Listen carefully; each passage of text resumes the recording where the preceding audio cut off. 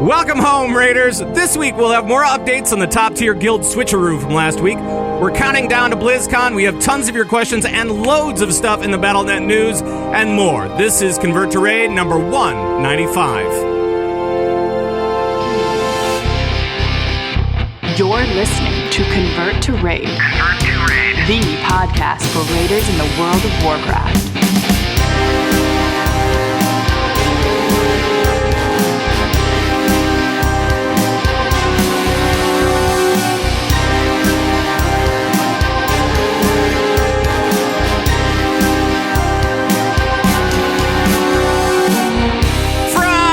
Convert to Raid podcast power station in Minneapolis, Minnesota. Today is September 22nd, 2015, and it is now 9:17 in the PM Central Time. Thanks for joining us from all around World of Warcraft land, and hello, my name is Pat Crane. I'm the host of this show. I'm also known as Zug around Airy Peak, US, and the players are here. Let's get to them. We've got a full house again, and we'll start it off in Cali, as we always do, with our good friend Darius. You told me I could order a pizza with my phone if I just emoji'd. Yeah, you can. You totally can. No. You can do it. I did not get a pizza in the mail. No, it won't be coming in the mail. It'll be coming to your house. Oh. You have to set it up though. So while you're waiting for that, we'll go to a guy from LOS Gaming. It's Tovo. Hey, Tovo. Hey guys, thanks for having me back again. I don't know why you did after the first time, but I think it was a clerical error. Wait, Tovo's on the show again? Yeah, Tovo's on the show again. Sorry, Darius. Yeah. And also from many different podcasts. When I say many, he does StormCast, he does the Starting Zone, he does you've got like 15 other ones. Hey, it's Mick Montgomery, everybody. Hey guys, did you hear about the guy who invented the lifesaver? No. I heard he made a mint. Mm-hmm. That That was I horrible. got 2 kids, folks, so I'm going to be bringing dad jokes to the party from now. Oh, dad jokes. I don't get it. No, dad. You're not a dad. You wouldn't get it. It's fine. Oh. It's fine. Like you know of. It's fine. Well, hi guys, hi fellas. It's nice to have you here, everybody. The big full house that we have tonight, and we've got like a little new look going for the video show. So, hope you enjoy it. Hope you dig it. I worked my butt off for it. Well, I worked at least like a half hour. Congratulations, Pat. It looks fantastic. Thank you very much, Mick. And for those guys that weren't listening to last week's show, how dare you, number one. And secondly, we've talked a little bit about how we're going to be changing the show a little bit. And I just kind of want to get you guys familiar with it. We're going to 4 folks on the show for the most part. Sometimes it'll be 3, but most of the time 4. And we have a series of folks that are coming by, not just Mick and not just Tovo, but it'll also be Tatva, Tovo's counterpart on the 2-minute tips, and Gizmo of Lords of the Storm, and Shark. And again, I think most of these were just clerical errors. Pretty sure. Yeah. We went over the list of previous guests, and you mixed that up with future guests, and to put it all in a hat, and I just picked the wrong ones, I think. Mick is awesome. He's got tons of shows. The rest of the guys I have no idea about. Wait a minute. Mick, you're great. You're awesome. Slighted, Tovo. I don't know what happened. That's all I'm saying. Well, welcome, fellas, and we should talk a little bit about what's been going on in our week this week. And Darius, let's start with you. What's been going on in your world of Warcrafts? Still been doing the ratings. Yeah. Convert to Mythic still needs raiders, so I think we got half an application last week. So people looking to raid Thursdays and Sundays from 6:30 to 9:30 server. We need more raiders. We need everything: tanks, healers, DPS, whatever you got. Yeah. And you were talking before the show, and you were saying that it's getting kind of hard because casual teams, and we found this to be true with the Asparagus Initiative as well. After a while, you start losing players because you're on a more casual schedule, and stuff happens, right? Yeah, it's just we have not much of a bench, so when 2 or 3 or 4, I think last week we had 5 people out. It's really hard to do mythic content at 20 You know, and then it's the end of an expansion. Everyone's real bored with WoW right now. Everyone's playing Heroes or thinking about Overwatch or, you know, other stuff. It's getting really hard to find people. So, you know, we're running into that wall pretty hard. Right. You know, we can still go back and do heroic content, which, you know, a lot of us don't need, but there are alts and things like that. So we are still doing stuff, but Mythic stuff is getting harder and harder each week. Right.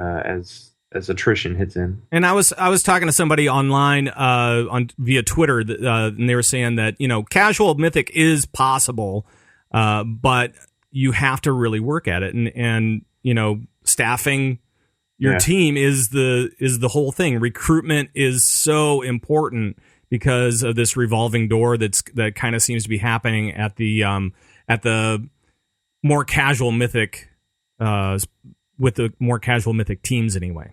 So yeah, and I don't know if that's probably true of the upper Mythic teams as well. Those guys that are clearing, but not as much. Yeah, I mean they usually have more of a bench. We ran pretty lean, and that's maybe our mistake. Maybe we should have had more of a bench. Right. But you know, it's tough right now. Yeah, yeah, it is. Hey Tovo, what's going on with you, buddy? So the times that we've been raiding, I've been raiding with Darius and them. It's like he said, it's been pretty sparse. But other than that, I've emerged from my Diablo seasonal coma. I've been playing it nonstop, pretty much. Cool. What Paragon level are you now? 885. And whoa, wait. What? What is that? I'm a casual though. Whenever you look at the top Paragon, it's almost twice as much as me. Yeah. So I'm pretty casual at this game, and I play it nonstop. So. Other than that, what's up? We'll probably talk a little bit more about that when we get into the Battlenet news. Whenever we talk about Diablo, we can talk about how terrible. Yeah, I got to level 70 Paragon 1, and I said, I'm done. I'm out. I got my mount for Heroes of the Storm. Done. That's all I need. So other than those two things, I started to dabble in Heroes. I'm a Heroes noob. Mm-hmm. I'm really bad at Heroes. And then I realized I'm still bad at Heroes, and I feel bad for my team whenever I play with them. So other than that, that's good. That's pretty much all I've been doing. That's good. Well, Mick might be able to help you out. He's a big Heroes guy. I'm here to learn. And Mick, you were in Vegas this weekend, right? Yeah, pretty much most of my time lately has been prepping for the America's Championship matches, which happened this past weekend. I was there in Las Vegas, courtesy of old Blizzard Entertainment, and got to talk to players and developers and all that good stuff, and meet some folks that listen to all the shows. And that's so cool. And so it was a really fun time. And I can't imagine that it would be fun playing video games in Vegas. No. Yeah, no, it was mind-blowingly awesome. And the crowd was great, and the event was awesome. And I got to have dinner with Dustin Browder and Chris Sagatti. So when that happens, it's a pretty damn good day. Oh, man. That's nice. I like it. And we'll talk more about that when we hit the Battlenet news as well, because there were some fantastic matches that were going on, and I'm sure that you've got lots of stuff to talk about when it comes to that stuff. But before we get to the WoW news, first of all, let me just say a couple of different things, if I can. And one is that, we're always kind of, on this show, we've been branching out into other games, as you guys have noticed and maybe commented on. But we're not the only one. The CTR Guild is doing that as well. There are lots of CTR Guild events that are going on that are doing some of the cross gaming with some other Blizzard games and stuff like that as well. Just had a Hearthstone tournament last night. Just a quick little invitational thing. But I want to thank Totemly Drunk for holding that event for the CTR Guild. That was awesome. And can't wait for the next one next month. And speaking of next month, well, a month and a half, 45 days. You know what's coming in 45 days, gentlemen? We've got BlizzCon. Disney? We've got, BlizzCon, Disney, all that stuff. And my volume is way too low. There we go. Oh, boy. But all that stuff is coming 45 days away from BlizzCon. And you guys are all going to be there, right? Nobody's missing out. Okay. I think I'm there. I know I'm going to be there. Awesome. It'll be my first time to California and my first time to any type of video game convention. Wow, So I'm sorry that your first time in California has to be LA and Anaheim. With Dairies. Hey, with me. I With live down Dairies. here. What the heck? No, this is seriously, if you haven't been to BlizzCon before and you're prepping for BlizzCon, Mick, do you have any tips for guys that are going to be traveling to BlizzCon for the very first time, going to Anaheim for the first time, anything like that? Yeah, I mean, if you can ride share from the LAX airport, that's always a good thing to do. If you can set it up with some friends so you can get an easy ride down there, do that. If you can try and maybe fly into the John Wayne airport as opposed to the LAX airport, that's another kind of fairly nearby airport as well as LAX. So that's an option. If you haven't gotten your hotel at this point, I hate to break it to you, but that's going to be rough to find one near the convention center. But for the most part, pack two types of clothes like jeans and shorts, because the last couple of BlizzCons, it's been unseasonably warm during the convention. It's been like shorts and t-shirt weather. So be prepared for that for sure. He's not saying pack two different sets of clothes and then like just two different sets of clothes and only wear those and never shower in between. Like make sure you shower. I appreciate if everyone, bathed adequately in between the days of the convention. Right. So for everyone's benefit. The nice part is that they Still keep the a problem. convention center pretty chill. So that's nice. So no nerd stink on that stuff, which is nice. But then you go outside and it's all over.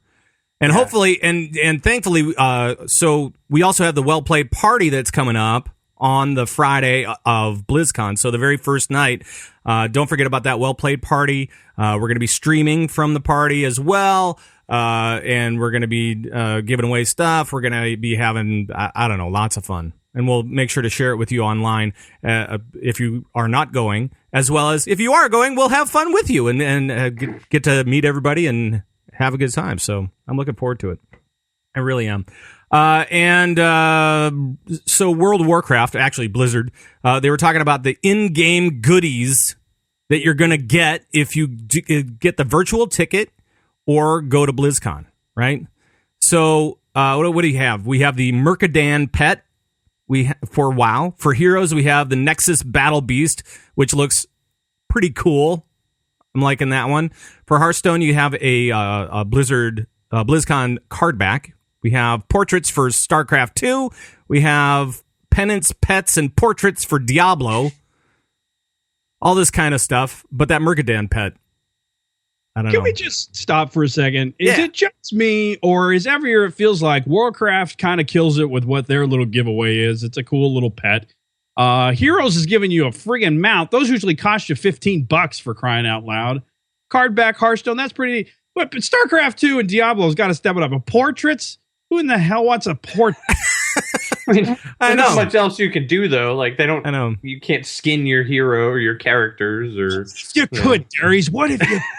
Right. What if you could skin your Diablo character to have cargo shorts and a t-shirt and an overstuffed backpack? Does That'd be anyone awesome. even play Diablo anymore? I mean, Not since the season ended. Well, not since now that it's kind of gone down, right?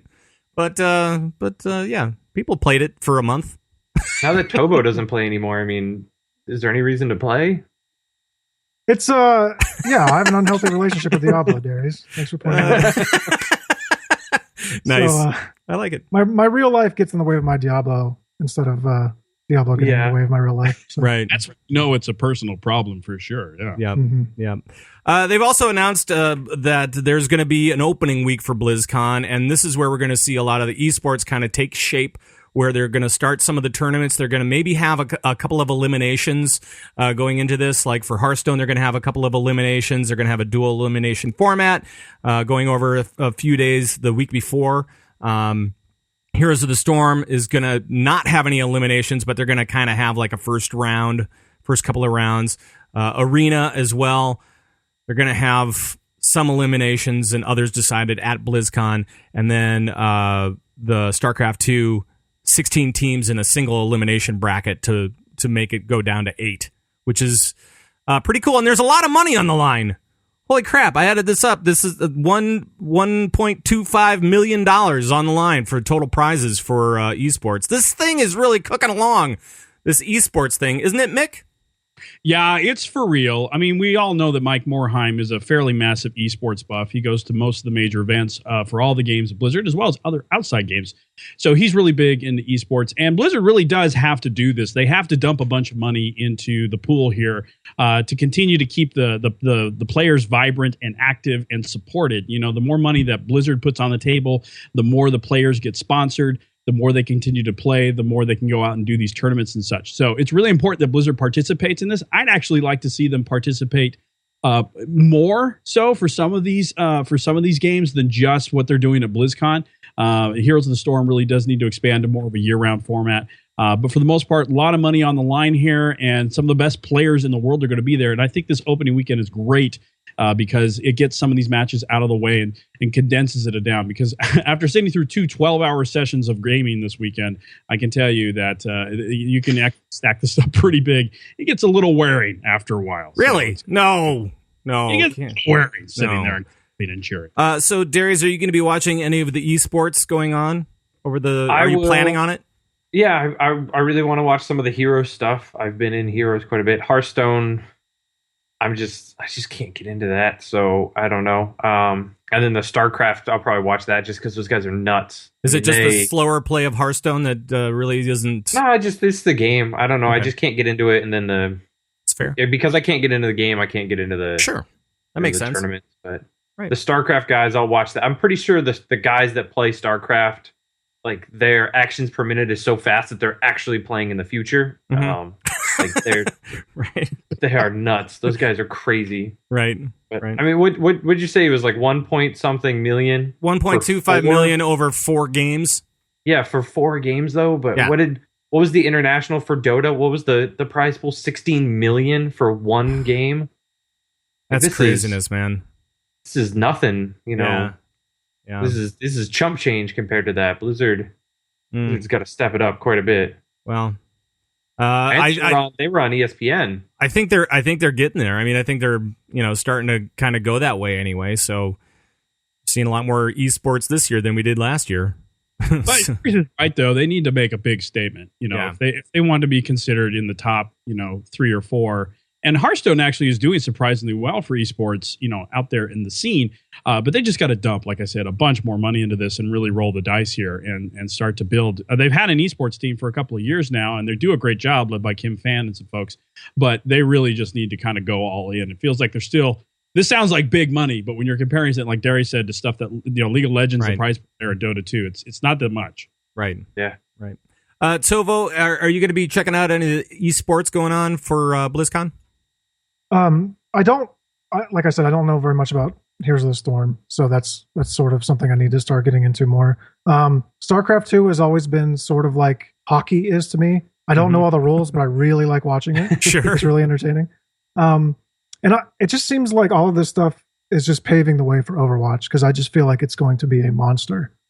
So if they can make all their mistakes on this Heroes game, this little Heroes game, right, for whenever Overwatch comes out, I'm buying into the hype, and I'm really, really excited for this. So yeah, and Overwatch is shaping up to be really pretty fun. I mean, yeah, and we'll take a look at a couple of the new heroes that they introduced in the Battlenet news for sure.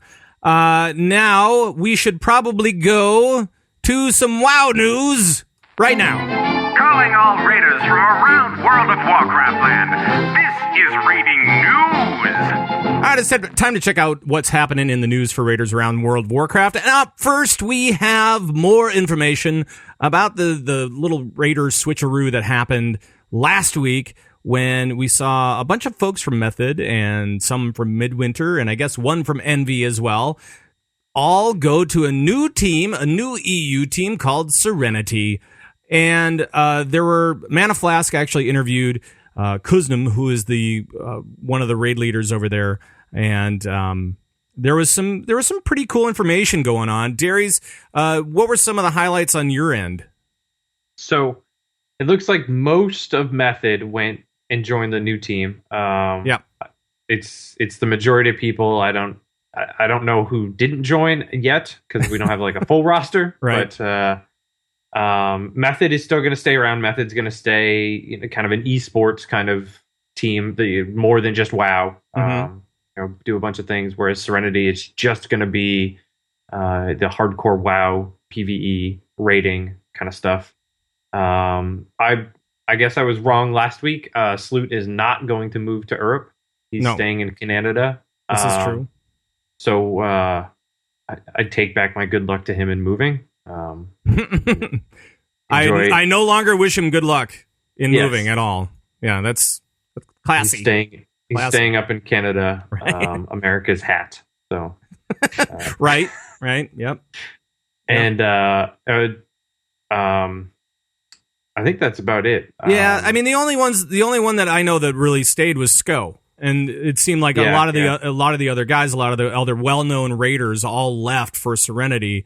And I think the big divide was that Method is trying to make sure that they're a little bit of everything. They want to get more into esports, and so they're concentrating more on. It sounds like they're concentrating more on WoW PvP and other games, CS:GO and other Blizzard games, to make sure to hit up that esports scene. So I don't know. I mean, Tovo, do you have any idea of where this might leave Method as far as World of Warcraft PvE is concerned, and do you think it really matters to them too much? I don't know. It doesn't sound like it, because if we narrow it down and the only person that stayed in Method in the guild is one or a couple people, it seems like it makes a lot of sense that, what they're saying, that they're going to move away from WoW PvE and they want to focus more on the other esports because they have teams and a bunch of other games and things like that. But as far as Serenity is concerned, it puts them, they're immediately in the race for any future tiers. Because some of these players that have moved over with them are really, really important to the progression. Because I watch a lot of their streams and I hear them talking about some of the crucial aspects, like for instance on Mythic Archimonde, like the rewriting of the brand new weak cores that they use that everyone started to use. Mm-hmm. For the different ability, like the Rock Chaos, for example.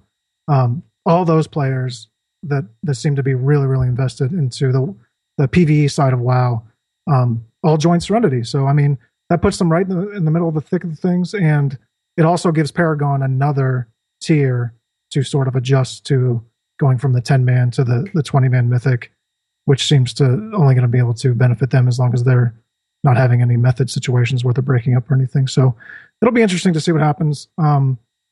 It's exciting. I don't know. I think this is going to be good. It brings some news to WoW PvE, which is sort of slacking right now. So right. Well, does it really though? Does it actually do anything for WoW PvE, or does it just kind of consolidate more of that stuff? And now we're going to see Serenity go over instead of Method. They're going to be world first instead of Method, because Method's kind of like, let's just do the esports thing. Or other than drama, no. It doesn't add anything different other than a new name. But it gives us. We're actually talking about WoW PvE now. So in the last few weeks, that's true. There's nothing really to say. If nothing else, this has brought news to WoW PvE, which has been pretty dry as of late. So that's okay. I don't know. I got a question for you guys about the situation, because, and I've thought about this when, the news kind of broke last week, and I was shocked at how many people fled from Method to Serenity. But with this, does this create instability enough to see some of the other teams that have been kind of, meandering around at maybe like 5 and 6, 7 on the list when it comes to World First? Does this potentially give them an opening to jump in there and get a little closer to the top now that Method's kind of been sniped in the back of the knee, and Serenity has to potentially get their feet a little bit before they can maybe really challenge? Is that a possibility or no? Darius? I don't think so. I think Serenity's going to hit the ground running. Those guys, they're all from hardcore raiding guilds. They know what they're doing. Right. They've got the next year and a half before new content comes out to figure out. Not year and a half. It won't be a year and a half. Oh, okay. Come on.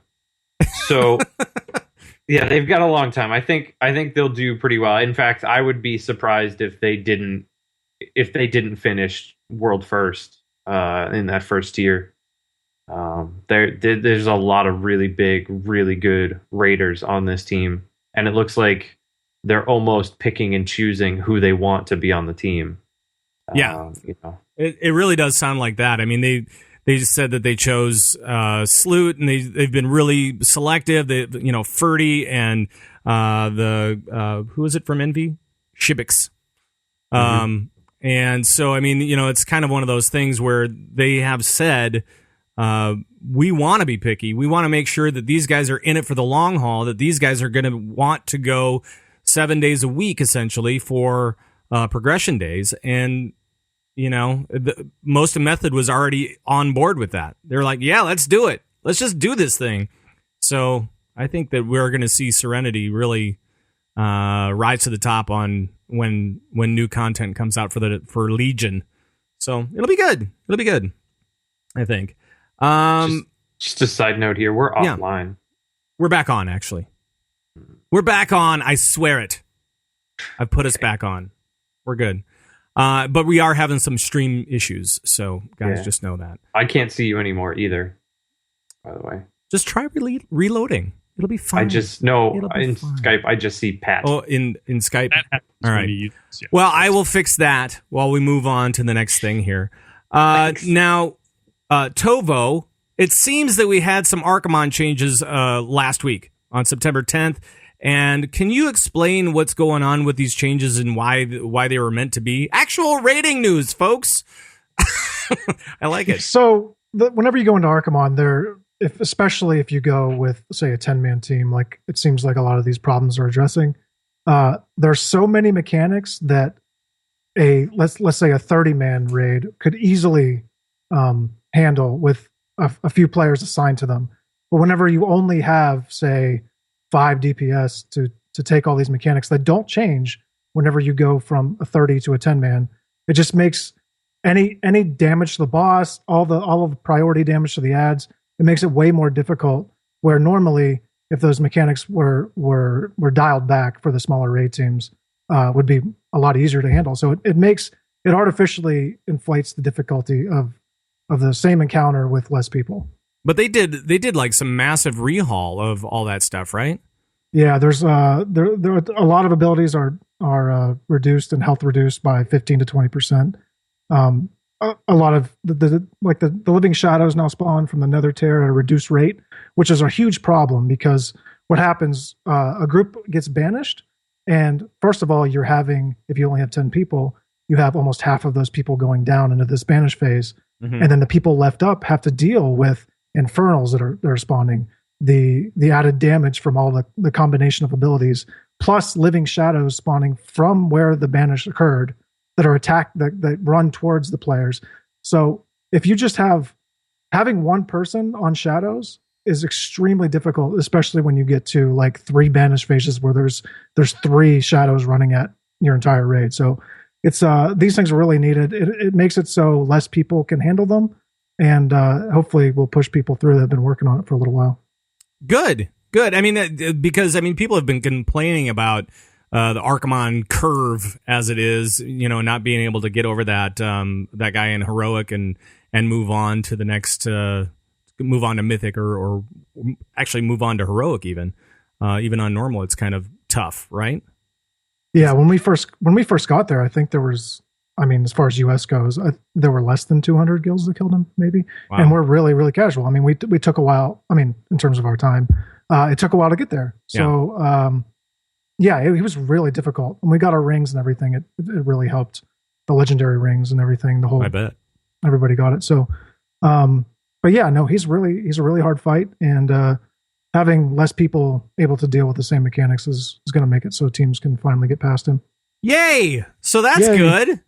Nice. I like it. Anybody else have comments on Archimonde being not nerfed, just kind of tweaked, right? Just kind of tweaked for those smaller groups.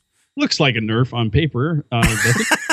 It does. I just, this is the time frame where Blizzard begins to look at, how many folks have actually been able to get through this and go, how do we make it so more people can be successful here? And, I know some teams that are still struggling with the encounter. So, this is the time frame that's appropriate for them to begin to make tweaks like this. Right. Darius, have you noticed a difference?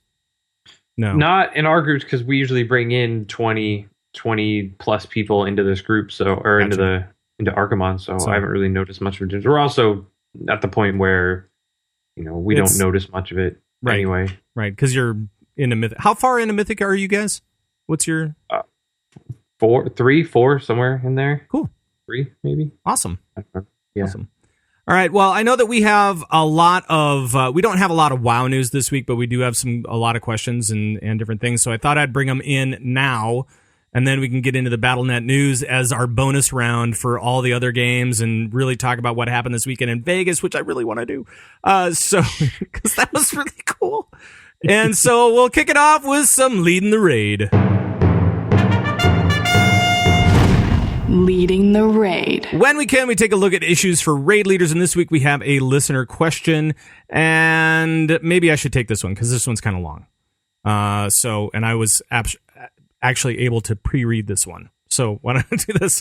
It says, this is from Misanthropia from the Amaranthine Order in Frostmourne. And it says, hey guys, like many guilds in this expansion, ours has had the issue of recruitment, like we were talking about earlier. Constantly stuck in what I refer to as heroic hell. Stuck in heroics simply because the recruits aren't there. With a wealth of heroic guilds all fighting for recruits and mythic guilds always on the hunt to replace poor performers. Big breath. Both raiding and guilds have changed for the worse. Guild hopping has become the norm and has been rewarded. It's created a culture of poisonous raiders who cannot handle wiping for a week on a boss. It's also created lots of animosity and tension between guilds and players in the game. Because guilds are so desperate for recruits, that one bad night is becoming a raid leader's worst fear. We've wiped a heroic Archimonde for maybe 2 to 3 solid nights now, and we had 2 casualties this week. Have raiders become this lazy that they can't wipe for a few nights? Has the current raiding game changed to only accommodate instant gratification and quick results? So guys, let's get into this question a little bit, and I'm going to start with Darius because you were having some of these issues yourself. So have you seen this? Is this a problem? And is there a solution, I guess? I think this kind of thing has always been a problem in the game. You'll always get people that think that the team they're on should be better or that they're better or whatever. And as soon as you hit a wall, they're going to leave. They're going to go somewhere else. They're going to think they can find greener pastures, whatever.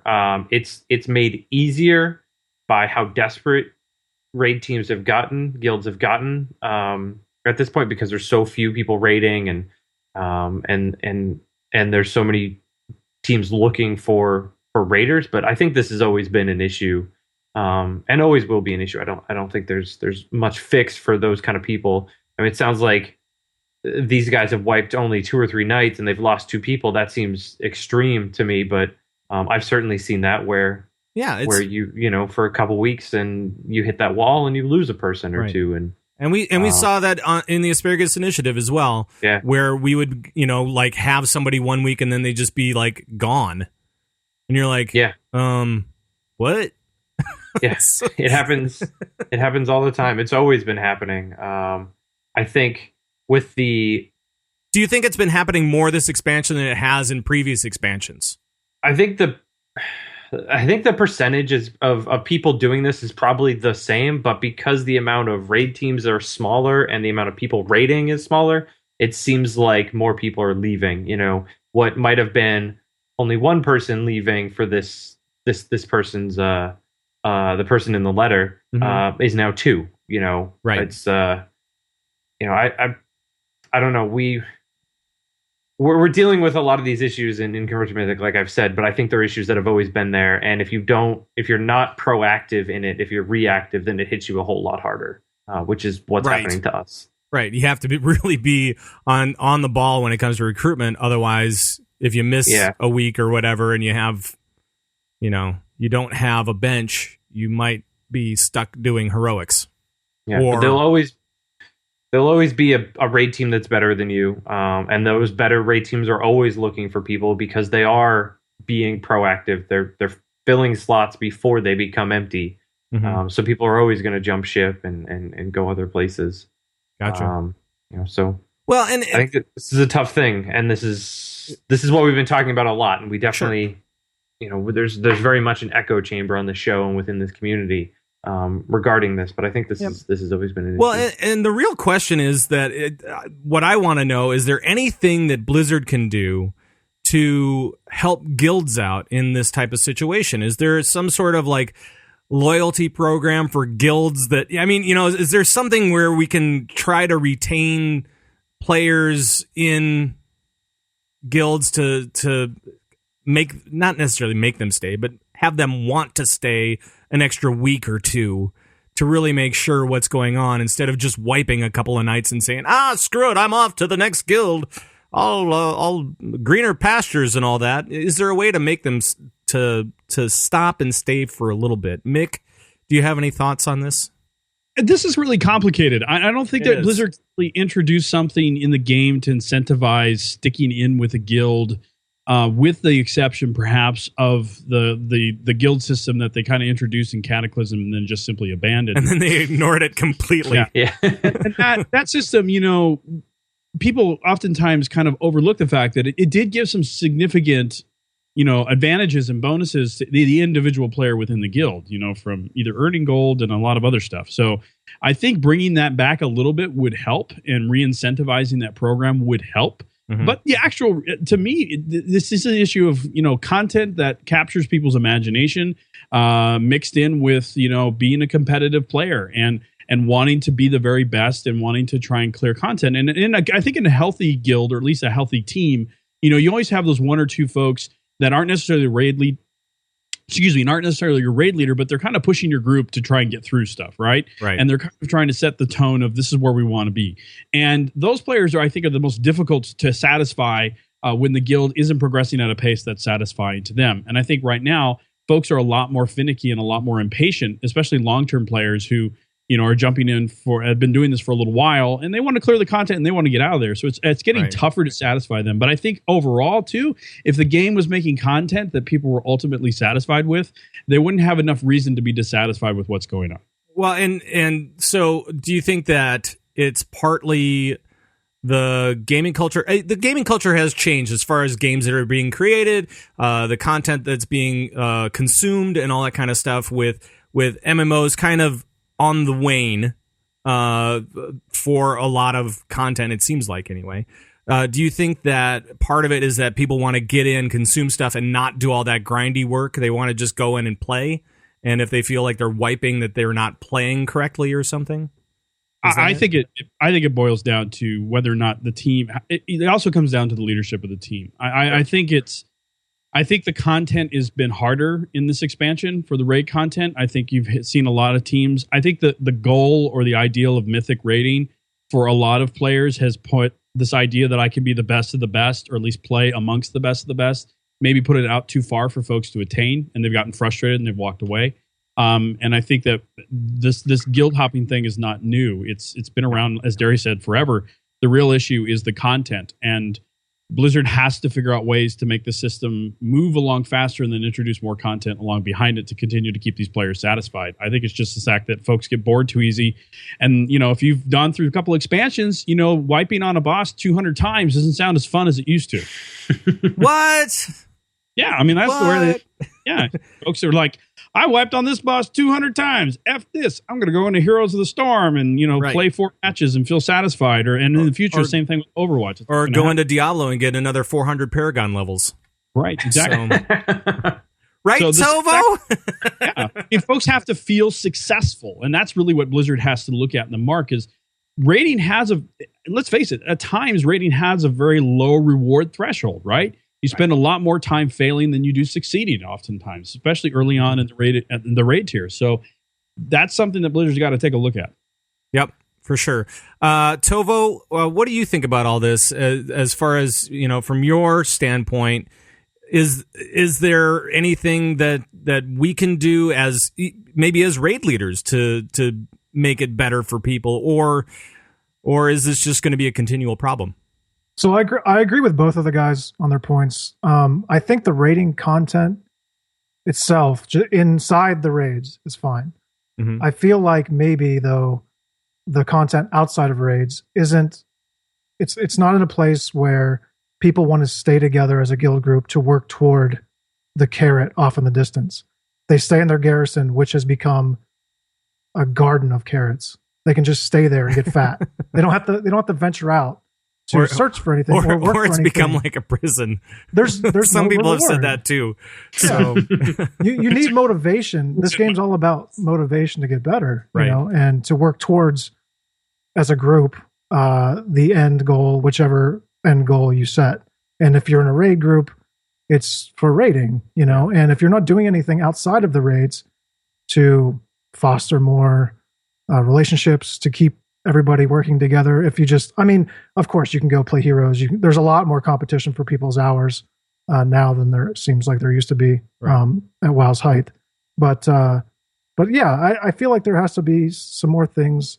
There are things to do in the game, but there's things like challenge mode golds, which don't progress you towards your raid team's end goal, which is raiding success, you know. So there's a lot of things you can do, but you have to, if you have a good leader that organizes these things and people that are willing to spend their time on it, it can work out. But I feel like there needs to be more pathways to the end goal carrot that you're chasing after in a raid team. Right. So. I also think that Blizzard on this particular expansion didn't do a great job with group content overall. I mean, just with wanting people to form groups. It seems like this particular expansion was one that was kind of more single player in a lot of ways. It seemed a lot more single player, and I think with the Garrison, it kind of made it feel a lot more single player than rather than an MMO. There wasn't they took the MM out of MMORPG, so it seemed like it was, I don't know, it was just kind of a tough expansion for group content, for grouping together and staying together and making people feel like they were part of a team. So, but that's from my standpoint. So, but to piggyback a little bit on what Tovo was saying, Sure. It does come down to guild leadership a lot too. Like, oh yeah. I don't want to bash this person who sent in this email over the head at all and make it sound like they're not doing a great job of leading. I'm sure they're doing a great job, but there are people out there who are leading guilds that are very entrenched and still loving and enjoying and playing. I mean, look at Sparty Smallwood's, guild that he's got. I mean, that's got a really healthy and strong culture for those for that team. Mm-hmm. So I think that that's an example of a raid leader and a guild leader who is really working his tail off to try and make sure this content continues to stay interesting, so his community stays together. And that's going to be the case. I think at this point, this is when guild leaders kind of have to step up their game to keep folks interested in the community that they're a part of. Right. And we found in the CTR guild, we actually have, some unique things going for us, just having as many people as we do and always being able to kind of find somebody to do stuff with. That's a big part of it too. And we know that the end of expansions are generally a lull time for a lot of folks. Some people unsub, waiting for that next new content to come out. So we're kind of seeing some of that creep in as well. So it's a lot tougher for especially smaller guilds to make stuff happen. So that means that you got to work, 3-4 times as hard as everybody else when you're trying to make it work as a small guild of 20-ish people. That's super tough. So good luck to you as you move forward, and we feel you. I mean, that's really all we can say, because Darius especially, you feel his pain. So yeah, that's all part of the deal. Let's move on to another question. I'm gonna just swoop down to this one right here, but first we have this. We've got mail. We do. And if you have a question about anything for us about rating or anything else, let us know. We'll try to answer it on the show. You can email us at converttoraid@gmail.com or call our raid line 612-787-RAID. And that's where we get our next question. Hey guys, this is Taneb from the Convert to Raid Guild on Airy Peak. I was calling to talk about the proposed class changes. We know that Survival is getting an overhaul and becoming melee. We know that there are big changes in store for Disc Priests. There's even some rumors that the Assassination spec may become a ranged spec. I wanted to know, how do you guys feel about these changes? Are these the sorts of changes that would make you lose interest in your class entirely, or do you want to go and check things out? I know when they changed the Ret Paladin and introduced Holy Power going into Cataclysm, I lost all interest in what had been my main at the time. On the other hand, I've liked some of the changes they've made for months. Thank you. All right, so we're talking about changes for Legion. Are you guys excited about them? Are you guys dreading them, or what? Let's start with Darius. The Disc Priest changes, I'm definitely all for. Like, I'm looking forward to them. I don't like what they've done with Disc Priests. I think Disc Priests are boring in Warlords. And kind of broken? No, they're not broken. They're fine. They're just boring.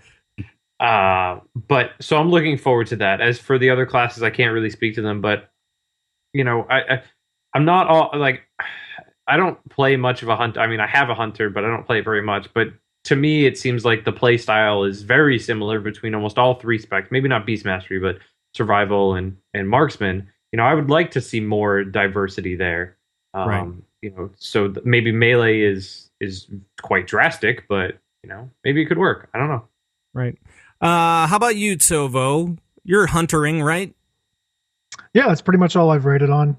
It's the only thing I've played at a, I don't know, high level, if you want to say that. It's the only thing I've rated on competitively. For survival, I would really be interested if they made it a tanking spec. I mean, I know people have batted that around a little bit. Maybe it'll work as good as Rexar in Heroes of the Storm. Oh wait, whoops. I mean, that would be great. That'd be so great. But some of the different speculation on the other specs is really exciting. Like, it might, sure, you may lose interest in, let's say, your marksman right now for rating. You may lose interest in what they changed for marksman, but if what they say comes true and all of the different, they change all of the specs in the game to feel unique, that's gonna open up so many other possibilities for. I mean, it's gonna be like a whole new game. I mean, if they follow through with it as drastic, obviously it's not gonna be as drastic as survival moving to melee, but Shadow Priest, if they're talking, what's their resource going to be changed to, like insanity or something? Insanity, yeah. Yeah, I mean, that stuff like that just sounds great. Like, I mean, maybe I won't be a hunter in Legion. I don't know. What? Yeah, I don't know. Get out of here. But it's going to be fun to try out. It's gonna feel like brand new specs. I hope. That's my hope. Cool. So cool. Mick, how about you? Here's what I would say, and this is directly to Celestalon, who I know is in charge of the classes. Listen up, buddy. This one's just for you. Oh boy. Pick a spec in every class. Pick one spec. I don't care which one it is. Wrap it up in dynamite, light it up, and blow that sucker to bits. Now's the time to do something drastic with every class, because kind of like what Tovo was alluding to, we need to keep this fresh and interesting. And I think, Hunter, survival going melee, this is the time to begin to make these kind of drastic changes with some of these specs, especially the ones that aren't getting played that often. What's the worst that's going to happen? People are going to continue to not keep playing them. So, just do something strange. I mean, give us that Warlock tank that folks have been asking for, and give us Shaman tanks back, and all those things that folks. Shaman tank! Oh, look out! My good buddy Joe Perez Lodor, he'd love to see Shaman tanks back in the game. Right. So. I think that now's the time to do some drastic stuff and do some crazy things, or go even crazier and give us a fourth spec on Druids of Fist. This is the time that we've got to take these. This is a way to take and without you're already giving us a new class with Demon Hunters, but it's in a chance it's also to give us a bunch of new classes by giving everyone just this kind of out of left field spec to play. Sure. And I would just say, as long as everything feels, okay. So I think that one of the things that Blizzard wants is they want to get back to having some lore into their specs, into their classes, and that's why they're trying to introduce the class halls, and that's why they're saying, oh, you know what, we're gonna change up these different specs and make them all feel unique and different, especially with rogues. They're going to feel unique and different. Hopefully that's what they're going for anyway. And with hunters, they're definitely looking like they're going to be unique and different, especially if one of them is melee. That's insane. And hopefully Disc Priests will not continue to break healing for everybody else. I hope they do. But, as long as the classes feel unique, and mages don't feel like warlocks or vice versa, then it should be okay. It should be good, and hopefully it'll be based on something in lore where you can say, okay, you know what, this is a very magey thing to do. or this is a very warlocky thing to do. Let's make sure that we're staying on point with these different classes and not messing it up, trying to make sure that everybody has the same button, and let's get away from that a little bit now that we've got that cleaned up. So anything else on this here, fellas? Okay, well, in that case, we're going to move on to the Battlenet news. And by the way, we are off the stream because it was ridiculously bad. And I apologize to the entire streaming, those guys that were joining us on the stream. It was horrible. And I don't know what happened. Terrible internets tonight. I don't know what's going on. So let's go into the Battlenet news. And first of all, I want to talk about something that actually happened today. And it was from an unexpected source. And that was for Overwatch. Kind of crazy. We have a couple of new heroes. Don't we, Mick? I'm going to select you.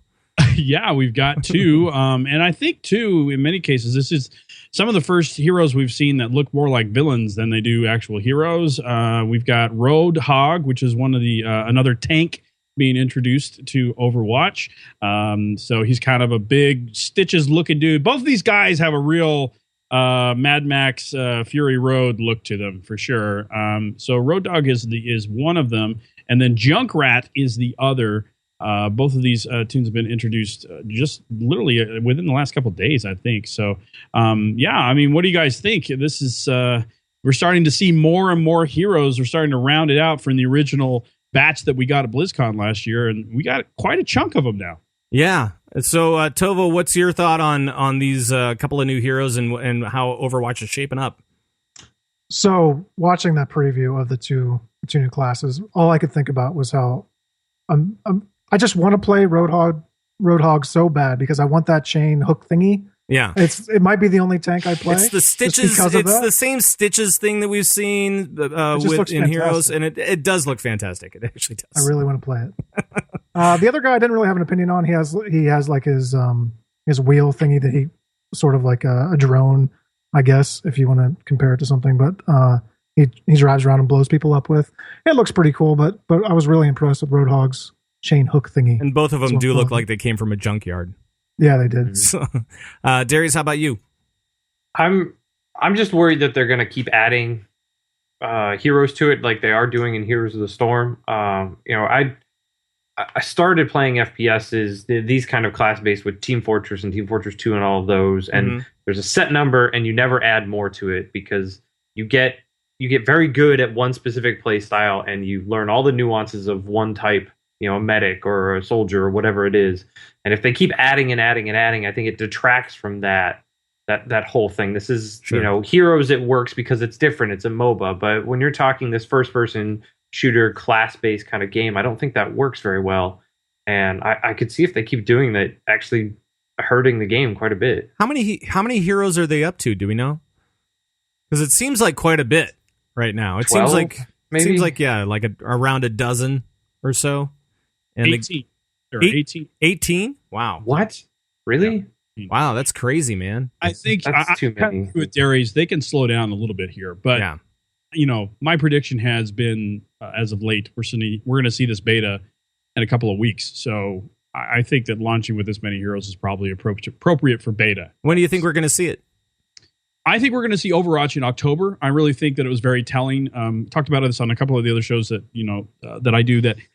Blizzard kind of, I think, has started to set for us a little bit of a release schedule in and around BlizzCon. Mm-hmm. So last year, we know obviously that Warlords came out right after BlizzCon. And then a month after that, we had Goblins versus Gnomes released the first week of December. I think that's a pattern that they're going to stick to. So my prediction for a while has been, we're going to get StarCraft Legacy of the Void right after the BlizzCon. We'll see the WoW beta in December, and that leaves where's Overwatch supposed to go? There's only one place for it to go left that it doesn't crowd the other properties, and that's October. So I was not surprised that as soon as the America's Championship wrapped up, which is kind of a big focus point for Blizzard, we started to see some Overwatch stuff. Right, exactly. So let's move on to Diablo, because I know, Tovo, you wanted to talk about Diablo a little bit because you like Diablo. I like Diablo. I don't know. I'm just obsessed with Diablo. I don't know if I like Diablo. you don't know if you like it, but you just play it More of a constantly. condition. Yeah, Oh, all right, I got you. So we're starting to see the season wind down, as we talked a little bit before. So how was the season? What did we see? What are some of the? Because there were some concerns as well with Diablo, right? So the season's winding down in terms of the rabid interest in the new season. As far as the season actually winding down, it's probably only a third of the way through. Right. If you look at last season and use that as a metric, but yeah, so there's been a lot of bugs, I guess you would say. There was a recent bug that allowed you to equip every passive on your character by some method of crafting the Hellfire amulets, which the Hellfire amulet comes with a passive that you can use. So there was some type of bug that allowed players to get on the leaderboards and use weird, crazy items and skills, but all that did was confirm that they were doing the Hellfire amulet bug. Supposedly that's been fixed, and they're starting to deal with the players that have been using that to their advantage. The botting seems to be kind of out of control, just from talking to people and reading things. I don't know how far I want to get into it, Well, but I mean, I guess I don't get it. What is the advantage of botting in Diablo? so what's going on is, so players are staying up 20 hours a day still. Some of them are streamers that are making their living doing this, which a lot of the top streamers are probably not. I mean, you can track their progress. You can look at their profile and look how many hours that they've played for the season. Right. And a lot of them line up pretty well with their streaming schedule. But there's a few, one in particular, I'm not gonna say his name, but he's at least, the last time I looked, he was at least 80 paragons higher than the next person. He's almost 1600 paragon. And what it does is, so you bot when you sleep, and you get greater rift keys while you're bot. So you gather all the keys needed, whereas a person who didn't bot would have to do that on their own. And while they're doing that, they earn way less experience. So what that person is doing is every waking hour, they're able to put into getting a full experience grind using the keys that they earned while they're sleeping. Seems like a lot of work. Yeah, no, I don't. Yeah, it seems really strange for there's a lot of people that have been calling him out and asking for action to be done because he's so vocal about it, and he's almost daring, sort of like a Wreckful situation whenever he was Wreckful.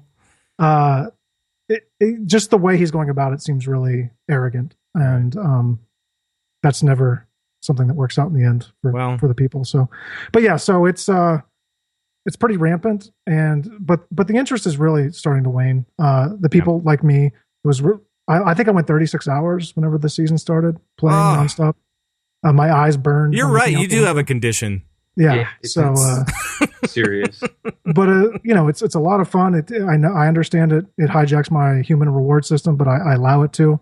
And yeah, so it's something that needs to be looked at probably. I mean, I'm sure that they're already they're flagging accounts and everything, but yeah, so it's a really good time though. I mean, as long as those things weren't happening, the competition for the greater lift levels is there, so it's pretty fun. So cool. Yeah, it's been a good season. Good. Well, let's get into some heroes talk. Heroes of the Storm, and we have some new hero skins and mounts still being worked on. Arcanus, Lieutenant Morales, Marshal Raynor, which is a pretty cool skin, as well as Buccaneer Falstead, which is amazing. Mick, I don't know if you have a comment on that particular one, but I mean, he's riding a parrot with a hook.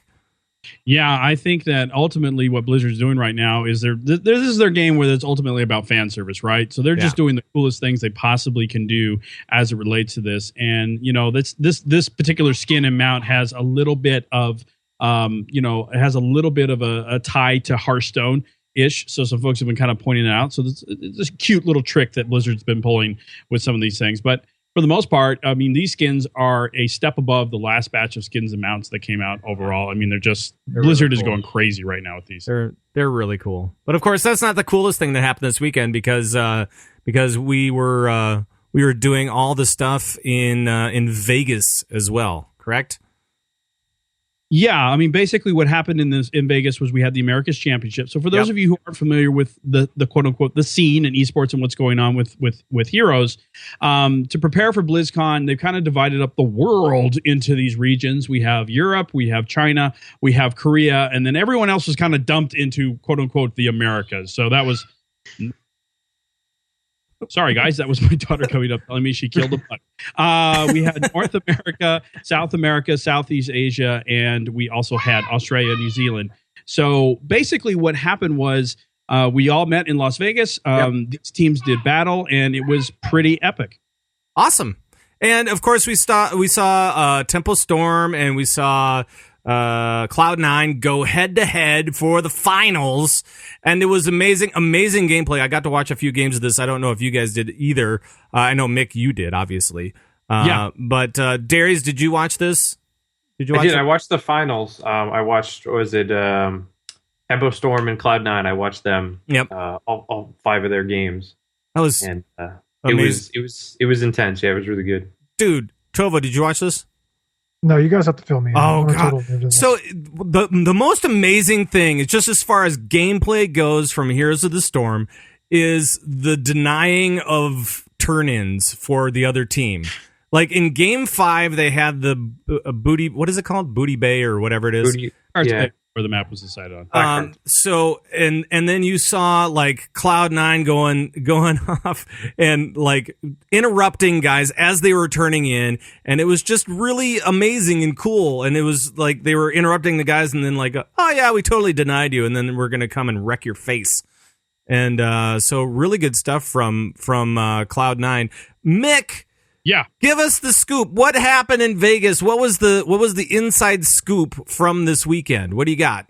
I think that the inside scoop is what Blizzard was really excited about was the fact that the tournament really decided to show off how deep Heroes of the Storm actually is as a game, because the criticism that, other MOBA game players will have is that Heroes is a casual MOBA. It's a casual MOBA. Dismiss it and kind of flutter it off because our game has things like items and such. Mm-hmm. So really what this tournament did was just show how diverse the game actually is, because there was no singular meta at play here. If you looked at the compositions by both of the teams, and that's, for those of you who don't know what compositions means, that's just how the teams are kind of made up. How many support, how many damage, how many warriors, that kind of thing. The compositions were incredibly varied. We saw 3 tank out of Tempo Storm for the first time, kind of stealing that from Korea. We saw double tank combinations. We saw the Butcher Uther combo. We saw an incredible no tank composition out of Cognitive, and probably the play of the tournament, with Glaurung on Illidan and Abathur basically pitching all the way past a gate, past another gate, and getting the kill right next to the core. That was so cool. Dude, I was watching that game and I was like, you got to be kidding me with Illidan. That was craziness. Yeah, and that really turned him into somewhat of a little bit of a superstar for the tournament, even though his team didn't progress to the finals. Right. So a lot of that stuff. So it showed the depth of it. The Cloud9 Temple Storm matchup was a lot of head games. There was a lot of meta stuff happening outside of the actual matchup in game. And probably the thing, so there was kind of 2 controversies in this tournament. The first one, which ended up not really meaning anything, was the fact that Rexar originally was banned from the tournament because he was too new. And then the players actually went to Blizzard and said, hey, we've been playing with Rexar. We're ready to use him. Can you put him back in? So they put him back into the tournament late on Thursday. And that kind of surprised a couple of the teams that weren't ready for that. But that ended up actually not affecting the gameplay that much. The one that did was how the teams were seeded in the first group round, because that allowed Tempo Storm and Cloud9 to play each other, and Cloud9 basically baited them to show them their compositions. And that there was kind of a controversial thing, because Tempo Storm kind of played their hand, and then when Cloud9 and Tempo Storm then faced each other again on the second day in the finals, Cloud9 was a little bit ready for them. But at the end of the day, really what happened was on Blackheart's Bay, Cloud9 just controlled that turn-in and would not let Tempo Storm in. Which was amazing play. I mean, it was just it wasn't even the short range stuff. It was those long range shots that they like just shoot way across the screen from beyond where they can see. And King Pro's Tyrande play was just the revelation in that whole matchup. He just dominated them from top to finish with that owl. So cool. And I don't necessarily know a lot about Heroes and about all the different teams and about all the different comps and about all the different heroes and stuff like that, but it was just amazing to watch. It was really cool. It was a lot of fun. And congrats to Cloud9 because they won $100,000. Tempo Storm is also going to be in the tournament for BlizzCon, right?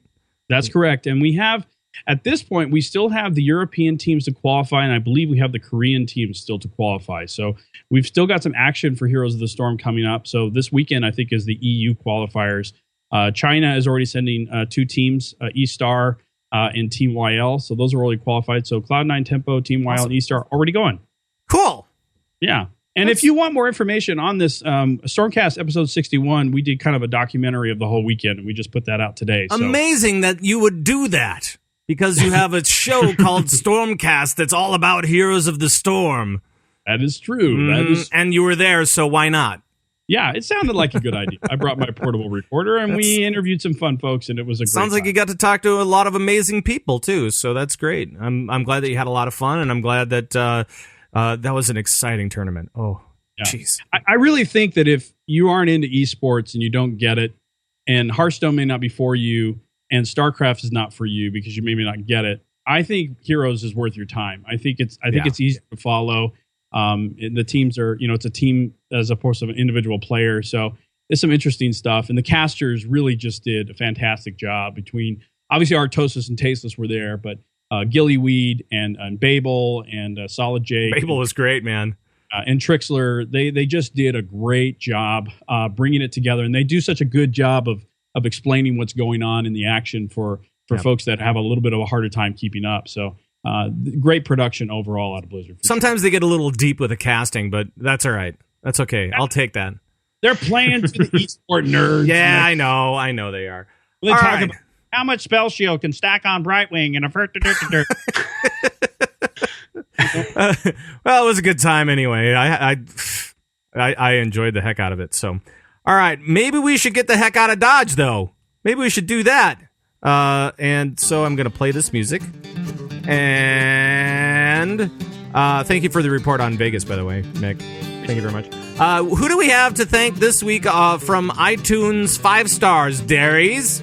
We only have one this week. It's from someone named Memnozel Jimmy. I got no idea. Sure. Thank you. Thank you. And it's not necessarily about the quantity. It's always about the quality. So thank you very much for your 5-star review.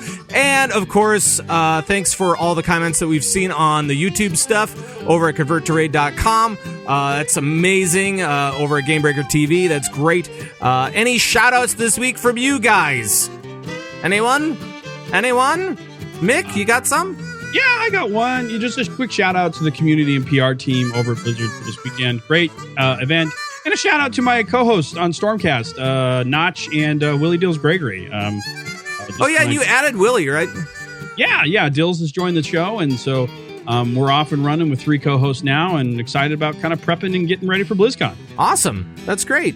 And, of course, I would like to give a shout out to all the CTR Guild officers over on Airy Peak, as I should always do on this show. You guys keep the guild running, and we cannot do it without you, so thank you very much, guys, for that. And we cannot thank you guys out there enough for what you do. Thank you for taking the time to rate us on iTunes. Thanks for the feedback. Thanks for all the questions this week, that even the ones that I couldn't get to. But please feel free to join in on the conversation we're having at any time. And you can do that real easy. But first, I'm going to bail out of that, and I'm going to play some of this. There we go. You can email us at converttoraid@gmail.com. You can call us and leave comments and questions on our raid line, 612-787-RAID. That's 612-787-7243. You can follow us on Twitter at converttoraid or individually. Isn't that right, Darius? You can follow Pat Crane. He's at Pat Crane with a K. Mm-hmm. Darius is at Board Mine. Tovo is at Diablo Addict, I think. Is that what it is? If you want to follow us on Twitter, it's LOS_gaming. Also on Twitch, Tappa's been streaming a lot. Whoa. This is Twitter, not Twitch, okay? No, say your Twitch, because that's important, too. They can find us everywhere. Yeah, that's important, too. It's the same thing. It's LOS_gaming. All right. TwitchTV.LOS. Awesome. And Mick, you're at Mick Montgomery, right?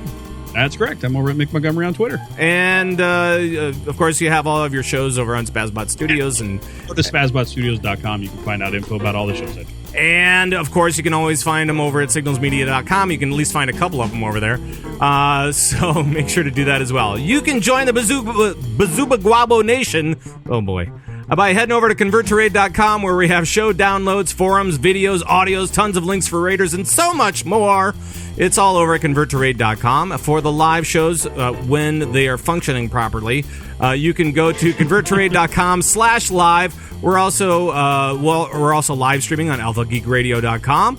And the Convert to Raid podcast is produced and distributed by Signals Media. And make sure to check out all of our friends like Mick and like the 2-minute tips are on converttoraid.com, of course. Of course they are, from Tovo and Tatva.